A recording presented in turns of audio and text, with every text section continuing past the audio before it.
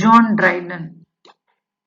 Dr. Johnson considered John Dryden as the father of English criticism.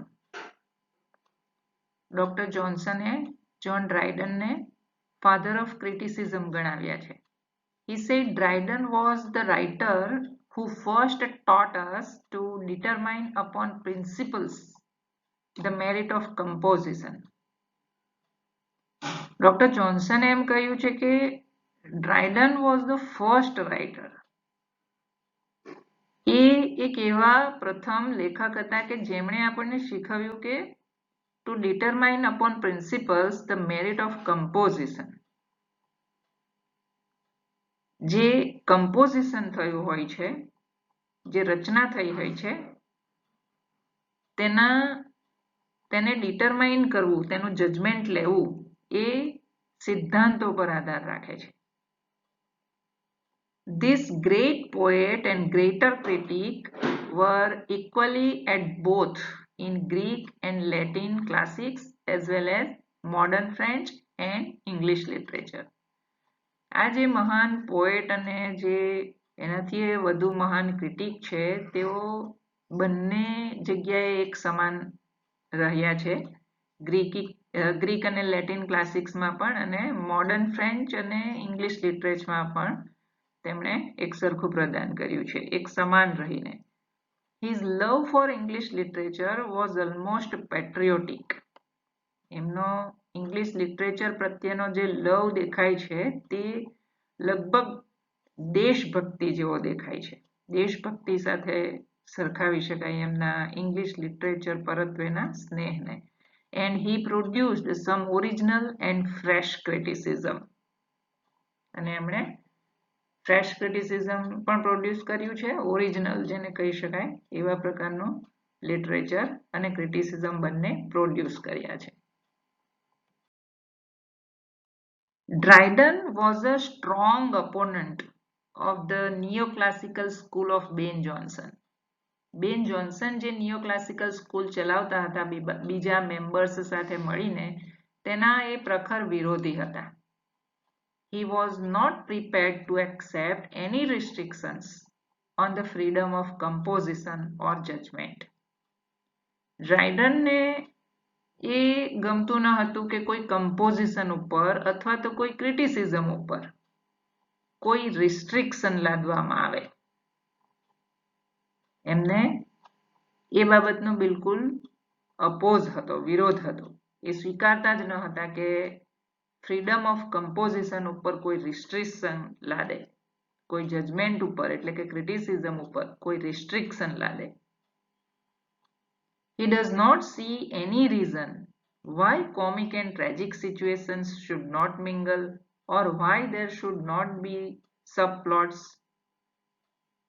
એ એવું કારણ શોધતા હતા કે કોમિક અને ટ્રેજિક સિચ્યુએશન્સને એક સાથે મિંગલ કરવામાં કેમ નહીં આવે, સબપ્લોટ્સ કેમ રાખવામાં નહીં આવે, હોવા જોઈએ.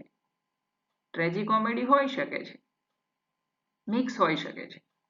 He opposed the servile observation of the three unities of time, place and action much stressed by neoclassicism. નિયોક્લાસિસિઝમે જે ક્રિટિસિઝમ આપ્યું હતું તેમાં ટાઈમ, પ્લેસ અને એક્શનની યુનિટીઝ જાળવવા માટે કહેવામાં આવ્યું હતું. તો તેને તેઓ એક ગુલામી પ્રથા જેવું નિરીક્ષણ કહે છે. એ નિરીક્ષણ કરીને તેને એક ગુલામી પ્રથા જેવું ગણે છે અને નિયોક્લાસિસિઝમના એ ક્રિટિસિઝમનું તેઓ અપોઝ કરે છે. એટલે કે નિયોક્લાસિસિઝમે જે કંઈ પણ કહ્યું તેના અપોઝિટમાં છે ડ્રાયડન. His views on poetry are closely associated with different fields of criticism, like historical, comparative, and liberal. I repeat, his views on poetry. એમના પોએટ્રી ઉપરના જે મંતવ્યો છે તે બહુ નજદીકીથી જુદા જુદા ક્રિટિસિઝમના ફિલ્ડ જેવા કે ઐતિહાસિક ફિલ્ડ હોય કે કમ્પેરેટિવ એટલે કે તુલનાત્મક ક્રિટિસિઝમ હોય કે ઉદાર ક્રિટિસિઝમ હોય તેવા જુદા જુદા 3-4 પ્રકારના ક્રિટિસિઝમ સાથે સંકળાયેલું છે. એમના પોએટ્રીના મંતવ્યો એ જુદા જુદા પ્રકારના ક્રિટિસિઝમ સાથે સંકળાયેલું છે એવું આપણે નિહાળીએ છીએ એમના આ એસે થકી. He considered poetry in its threefold functions. એમણે પોએટ્રીને 3 ગણી કાર્યવાળી બતાવી છે, માની છે કે પોએટ્રીના 3 ગણા કાર્યો કયા છે. 1 2 3 આપણે એમની દ્રષ્ટિએ જોઈએ તો એમણે મૂલવી છે આ રીતે કે first, poetry as the business of the poet in association with liberal criticism. એક પોએટ જ્યારે એનો બિઝનેસ પોએટ્રી લખવાનો કરતો હોય ત્યારે તે લિબરલ ક્રિટિસિઝમ સાથે સંકળાયેલી છે, એની સાથે સંબંધ ધરાવે છે. લિબરલ ક્રિટિસિઝમ સાથે સંબંધ ધરાવે છે ક્યારે? જ્યારે એક પોએટ પોએટ્રી લખતો હોય ત્યારે. Second, poetry as the business of the critic in association with historical and comparative criticism. જ્યારે કોઈ એક ક્રિટિક પોએટ્રીને ક્રિટિસાઇઝ કરતો હોય ત્યારે એ પોએટ્રી એના ઐતિહાસિક અને તુલનાત્મક ક્રિટિસિઝમ સાથે સંબંધ ધરાવે છે. અને third, poetry in association with public from the view point of the function of literature. હવે લિટરેચરના ફંક્શનના દ્રષ્ટિકોણથી, સાહિત્યિક કાર્યના દ્રષ્ટિકોણથી પોએટ્રી એ પબ્લિક સાથે એસોસિએટેડ હોય છે, પબ્લિક સાથે સંકળાયેલી હોય છે. એમ ડ્રાયડન આપણને પોએટ્રીને મૂલવી બતાવે છે. આ રીતે 3 ગણું પોએટ્રીનું કાર્ય છે એમ ડ્રાયડન આપણને શીખવે છે. Dryden maintains that the delight and transport are the chief aims of poetry. ડ્રાયડન એ જાળવીને બોલે છે કે ડિલાઇટ, આનંદ આપવો અને ટ્રાન્સપોર્ટ કરવું something are the chief aims of poetry. એ પોએટ્રીના ચીફ એમ્સ હોય છે. A poet attends them by imitation. અને આ જે ગુણો છે બે, ડિલાઇટ અને ટુ ટ્રાન્સપોર્ટ, એ પોએટ કેવી રીતે અટેન કરે છે? By imitation. એટલે કે પોએટે ઇમિટેશન તો કરવું જ પડે, એના થકી જ એ જે પણ રચના કરે તેમાં ડિલાઇટ પ્રોવાઈડ કરી શકે કે ટ્રાન્સપોર્ટ પ્રોવાઈડ કરી શકે. But it is not just a presentation. પણ એ ફક્ત પ્રેઝન્ટેશન, એક પ્રકારની ફક્ત પ્રસ્તુતિ માત્ર બની રહેવું ના જોઈએ. It is presentation of a just and lively image of human nature. એ શેનું પ્રદર્શન હોવું જોઈએ? પોએટ્રી શું પ્રસ્તુત કરતી હોવી જોઈએ? Of a just and lively image of human nature. માનવ સ્વભાવ જે છે, આ પૃથ્વી ઉપર જે આદિજાતિથી માનવ વસવાટ ચાલી રહ્યા છે તેમનું લાઈવ પિક્ચર હોવું જોઈએ, લાઈવ ઇમેજ એમાંથી ઉભરી આવવી જોઈએ, તે પ્રકારની પોએટ્રી હોવી જોઈએ. Judgment is apparently the faculty by which he knows the limits of his material and the means appropriate to his artistic end. અને એણે જે પોએટ્રી લખી, પોએટે જે પોએટ્રી લખી તેમાં તેનું જે ક્રિટિસિઝમ થાય છે, તેનું જે જજમેન્ટ લેવાય છે, એ દેખીતી રીતે એક એવી ફેકલ્ટી છે કે જેના થકી પોએટ તેની મર્યાદા જાણી શકે છે, કે તેના મટીરિયલની મર્યાદા એ સમજી શકે છે કે એની પાસે કેટલું મટીરિયલ છે. એ પોએટ્રી જ્યારે કોઈના દ્વારા વાંચવામાં આવી, ક્રિટિસાઇઝ થઈ, તો ક્રિટિસિઝમ પણ એટલું જ જરૂરી છે, જજમેન્ટ પણ એટલું જ જરૂરી છે, જેના થકી પોએટને તેની મર્યાદાનું ભાન થાય છે કે પોતાની પાસે કેટલું નોલેજ છે, પોતાની પાસે કેટલું મટીરિયલ છે, પોતાની પાસે આર્ટિસ્ટિક સ્કિલ કેટલી છે, પોતાનો અંત ક્યાં દેખાઈ જાય છે. આની જાણ પોએટને એક જજમેન્ટથી ખબર પડે છે. એટલે જજમેન્ટને કે ક્રિટિસિઝમને પણ એક પોતાનું અલાયદું સ્થાન હોય છે. Dryden recognizes the power of imagination as the special faculty of the poet. Dryden ઇમેજિનેશનને પોએટની એક સ્પેશિયલ ફેકલ્ટી તરીકે ઓળખાવે છે. This faculty of genius is one thing in Johnson and another in Shakespeare. જોન્સનમાં ઇમેજિનેશનની એ ફેકલ્ટી કોઈ એક બાબત હોઈ શકે, જ્યારે શેક્સપિયરમાં એ જ ઇમેજિનેશન કોઈ બીજી બાબત હોઈ શકે. એટલે કે જોન્સનની ઇમેજિનેટિવ સ્કિલ અને શેક્સપિયરની ઇમેજિનેટિવ પાવર એ બંને અલગ અલગ હોઈ શકે છે. He said, I admire Johnson, but I love Shakespeare. ડ્રાયડન શું કહે છે? જોન્સનની ઇમેજિનેટિવ પાવરના વિષયમાં કે I admire Johnson. હું જોન્સનના વખાણ કરી શકું છું. હું જોન્સનને વખાણું છું, પ્રશંસા કરું છું. But I love Shakespeare. પણ શેક્સપિયરને હું ચાહું છું. શેને સેન્ટરમાં રાખીને? તે બંનેની ઇમેજિનેટિવ શક્તિઓને સેન્ટરમાં રાખીને એ આ વાક્ય આપણને કહે છે કે I admire Johnson but I love Shakespeare. See what's the difference between admire and love. Admire કરી શકો કે એમનું પણ જોન્સનનું પણ ઇમેજિનેશન તો બહુ જબરજસ્ત છે, પ્રશંસાને પાત્ર છે. પણ શેક્સપિયરનું જે ઇમેજિનેશન છે ને તેને હું ચાહી શકું છું, એને હું ચાહું છું. આ રીતે એ બંનેના ઇમેજિનેશનને મૂલવે છે.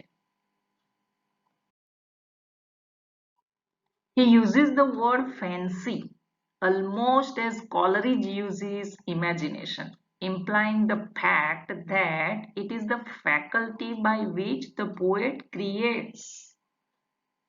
ડ્રાયડન ફેન્સી શબ્દ યુઝ કરે છે બિલકુલ એવી જ રીતે જેવી રીતે કોલરીજ ઇમેજિનેશન શબ્દનો યુઝ કરે છે. અને એ ફેક્ટ ઇમ્પ્લાય કરીને એ કહે છે, ડ્રાયડન કહે છે કે ભાઈ ફેન્સી એક એવી ફેકલ્ટી છે પોએટમાં કે એના થકી એ પોએટ ક્રિએશન કરે છે, રચના કરે છે એની પોએટ્રીની. ફેન્સી ના થકી પોએટ પોએટ્રીની રચના કરે છે. It is not by observation of life that poetry is formed. ફક્ત લાઈફનું ઓબ્ઝર્વેશન કરવાથી પોએટ્રી રચાઈ જતી નથી, but by shaping of the raw material, જે રો મટીરિયલ ઇમેજિનેશન દ્વારા પોએટ પોતાના માઇન્ડમાં ભેગું કરે છે તેને એક શેપ આપવો પડે છે. પોએટ તેને શેપ આપે છે. Material of observed life in the light of imagination and under the control of judgment. અને એ શેપિંગ પણ એ રીતે કરે છે under the control of judgment. પોએટને ખબર જ હોય છે કે તેનું જજમેન્ટ થશે જ થશે, તો એવી રીતે જજમેન્ટના અંડરમાં રહીને પણ એ તેની ઇમેજિનેશનને શેપ આપે છે અને એક પોએટ્રીની રચના કરે છે. Dryden doesn't accept any lawgiver in the field of literature. સાહિત્યના જગતમાં ડ્રાયડન કોઈ લો ગીવરને એક્સેપ્ટ કરવા તૈયાર નથી. જેમ આપણે આગળ એરિસ્ટોટલના એસેમાં જોયું કે Aristotle was a lawgiver. Up to his times, all arguments ended in favor of that argument which said Aristotle has said so. For Aristotle was considered to be the final name in criticism. ડ્રાયડનના સમય સુધી ક્રિટિસિઝમમાં Aristotle latest હતા, છેલ્લામાં છેલ્લા એ જ એક critic હતા અને તેઓ લો ગીવર હતા અને તેમણે ટ્રેજેડીના માધ્યમ થકી બધાને સરસ એવું ક્રિટિસિઝમ આપેલું. તેથી ડ્રાયડનના જમાનામાં બધા એવું જ બોલ્યા કરતા હતા કે એરિસ્ટોટલ હેઝ સેડ સો. એરિસ્ટોટલે આમ કહ્યું છે તેથી આપણે પણ આ રીતે લખીશું, તે રીતે લખીશું. એટલે એરિસ્ટોટલને બહુ જ માન મળતું તે સમયે. But Dryden shows great unwillingness to accept Aristotle unreasonably. અતાર્કિક રીતે એરિસ્ટોટલને ડ્રાયડન માનવા તૈયાર નથી. એ અનવિલિંગનેસ બતાવે છે પોતાની અને એમની પાસે એમનું રીઝન છે કે why he disobeys Aristotle. He seems to understand two things simultaneously. એમણે એક સાથે ઘટતી ઘટનાઓ ને સમજવાની કોશિશ કરી છે. કઈ? The true spirit of Aristotelian approach to literature and the true nature of literature. આ બે એક સાથે બનતી ઘટનાઓ છે કે the true spirit of Aristotelian approach to literature. લિટરેચરને એરિસ્ટોટલ પોતાનો જે એપ્રોચ આપે છે તેનો જે ટ્રુ સ્પિરિટ છે તે, અને લિટરેચરનો પોતાનો જે ટ્રુ નેચર છે તે, આ બેને એ સમજવાની કોશિશ કરે છે ડ્રાયડન. અને એ જે સમજ્યા તેના પરથી એ એરિસ્ટોટલને કંઈક અલગ તારવે છે કે we need not to believe Aristotle. Therefore he remarked it is not enough that Aristotle has said so, drew his models of tragedy from Sophocles and Euripides. And if he had seen ours, he might have changed his mind. એમણે એમ કહ્યું કે એવું કંઈ જરૂરી નથી કે એરિસ્ટોટલે જે Sophocles અને યુરિપિડિસના ટ્રેજેડીઝ ને ઓબ્ઝર્વ કરીને આપણને જે પ્રિન્સિપલ્સ આપ્યા તેને જ આપણે ફોલો કર્યા કરવાના. અગર એરિસ્ટોટલે આપણા પણ પ્લેસ જોયા હોત તો તેમણે તેમનું માઇન્ડ ચેન્જ કરી નાખ્યું હોત. આવી દલીલ ડ્રાયડન આપે છે. Thus, he pointed out that art is a dynamic and not a static source. Art જે હોય છે તે ડાયનામિક હોય છે, એ કોઈ સ્થિર પ્રકારનો સોર્સ નથી કે એરિસ્ટોટલ પાસે જ અટકી રહેવું. આર્ટ એ ડાયનામિક હોય છે. Tastes, fashions and techniques differ with ages. જેમ જેમ યુગ બદલાતા જાય તેમ લોકોના ટેસ્ટ, ફેશન્સ, ટેકનિક્સ આ બધું બદલાતું જતું હોય છે. Literature and its standards develop and change from age to age, expressing the impulse of that age and the disposition of the people.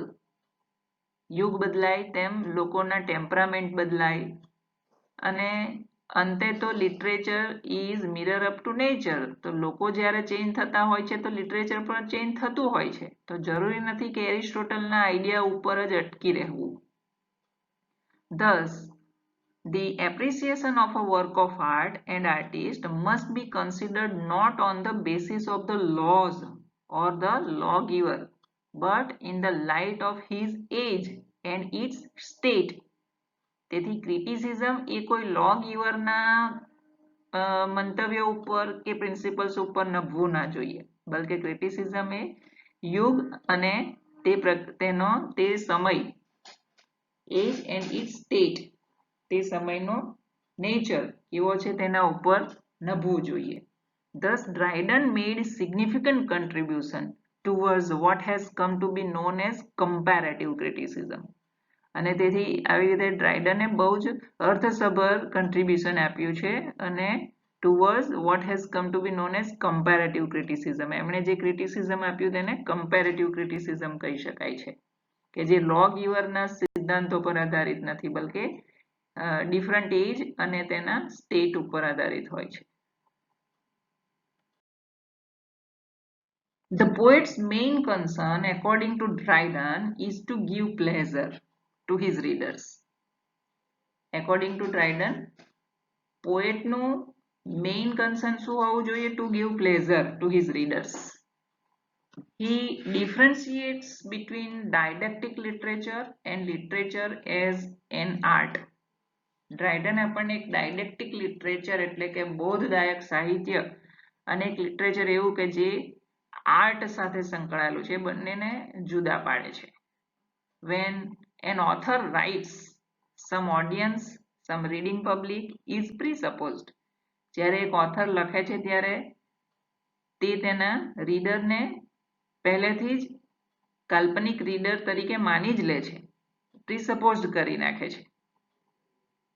એવું માની લે છે કે મારા આટલા રીડર્સ તો મને વાંચશે જ, મને આવા પ્રકારના રીડર્સ વાંચશે, મારા લેખન કાર્યને આવા રીડર્સની જરૂર છે. આ બધી કલ્પના એક પોએટ, એક ઓથર કરી જ લેતો હોય છે. That means presupposed. The poet must therefore primarily delight the age for whom he writes.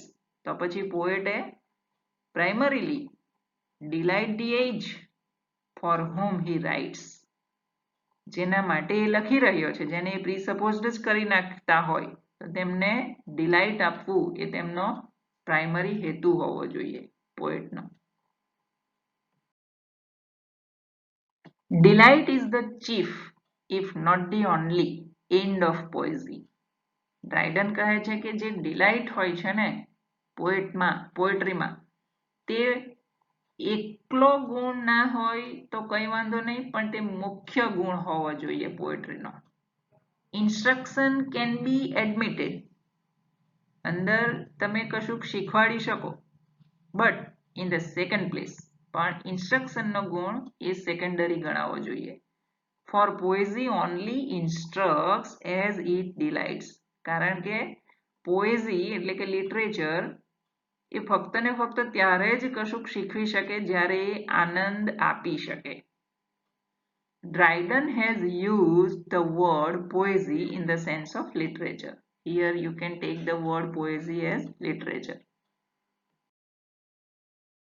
Then he qualifies this pleasure by naming the influence, that is transport. ત્યાર પછી ડ્રાયડન આ પ્લેઝરને તેના અસર ઉપર નજર કરીને ટ્રાન્સપોર્ટ એવું નામ આપી દે છે. આ પ્લેઝરને માટે બીજો શબ્દ વાપરે છે ટ્રાન્સપોર્ટ, એટલે કે પ્લેઝર ટ્રાન્સપોર્ટ થવું જોઈએ from poet to reader. The pleasure of a work of art is caused by the sense of the beautiful. અને એ પ્લેઝર એ વર્ક ઓફ આર્ટમાં કેવી રીતે ઉદ્ભવે છે? સેન્સ ઓફ બ્યુટીફુલ થી.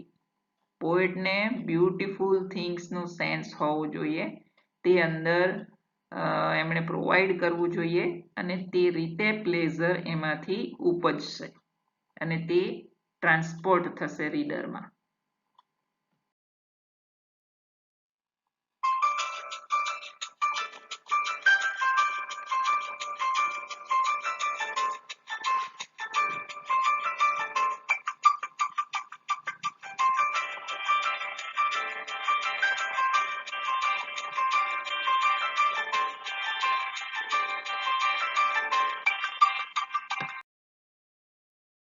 In short, Dryden was the pioneer of historical comparative and liberal criticism. આવી રીતે જોઈએ તો ડ્રાયડન આપણને એક એવા પાયોનિયર જણાય છે કે જે ઐતિહાસિક કમ્પેરેટિવ અને લિબરલ ક્રિટિસિઝમના જન્મદાતા છે. કમ્પેરેટિવ એટલે તુલનાત્મક ક્રિટિસિઝમ, જે સમય અને સ્ટેટ, તે સમયના તે યુગના, તે રાજ્યના એ પ્રકારનું તુલના કરીને ક્રિટિસિઝમ કરતું હોય અને લિબરલ ક્રિટિસિઝમ આપતું હોય, તેના પાયોનિયર છે. His method was synthetic. તેમની ક્રિટિસિઝમ કરવાની જે મેથડ છે તે સિન્થેટિક છે, એટલે કે સંયોજન કરવાની, rather than analytic. એ ક્રિટિસિઝમ કરે ત્યારે બધી બાબતોનું સંયોજન કરે છે, ભેગું કરીને ક્રિટિસિઝમ કરે છે, નહીં કે છૂટું પાડીને.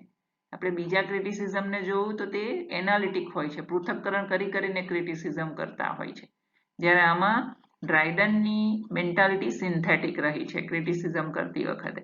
He trusted to his own judgment on the basis of the impression of a work of art. એમણે એમના જજમેન્ટ ઉપર ટ્રસ્ટ મૂક્યો છે કયા બેઝ ઉપર?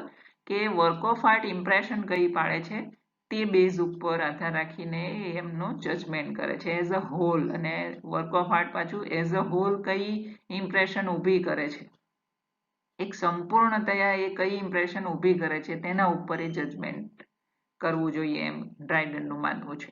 He could do this because he had not only read Greek and Latin classics and critics but also modern French and English writers. એ આવું કરી શક્યા કારણ કે એમને રીડિંગનો બહોળો અનુભવ હતો. તેમણે ગ્રીક એન્ડ લેટિન ક્લાસિક્સ પણ વાંચ્યા હતા, ક્રિટિક્સ પણ વાંચ્યા હતા, also modern French and English writers પણ તેમણે વાંચ્યા હતા.